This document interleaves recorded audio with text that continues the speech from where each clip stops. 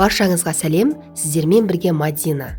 Бүгін үй жағдайында жасалған варенье денсаулыққа өте пайдалы, хош иісті, витаминге толы, жаздың дәмін қыста сақтайтын керемет малина мен варенье жасайтын боламыз. Көпшілігі малинаны жуамыз дейді, яғни таңқурайды, ал мен жумаймын, ішіндегі көптеген шірінді дәмдері кетіп қалатын болғандықтан.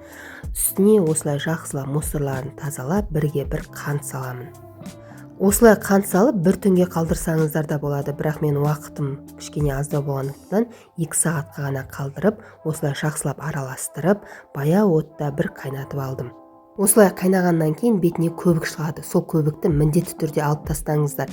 Біз малинаны жумағандықтан оның барлық мусоры бетіне көбік болып шығады. Соны алсақ банкымыз өте таза, әдемі, атылмайтын күшті болып шығады.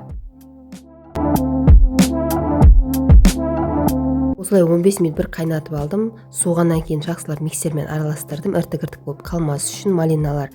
Сосын араластырып болғаннан кейін тағы 15 минуттай бір қайнатып алдым. Ол кезде осылай банкаларымды испарять етіп, стерилизовать етіп қойдым.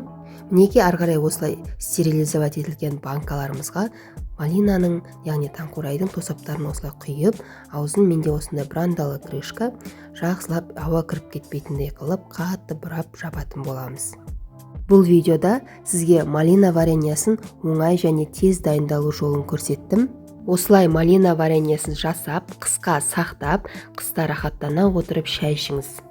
Сонымен қатар менің YouTube каналым өте пайдалы. YouTube'дан Мадинадан рецепт деп іздесеңіз, ішінде тегін мастер-класстар, выпечка, тәттілер, сусындар, кез келген тексерілген рецепттерді мен бірге жасай отырып, отбасыңызға дәмді ас пен қуаныш сыйлаңыз.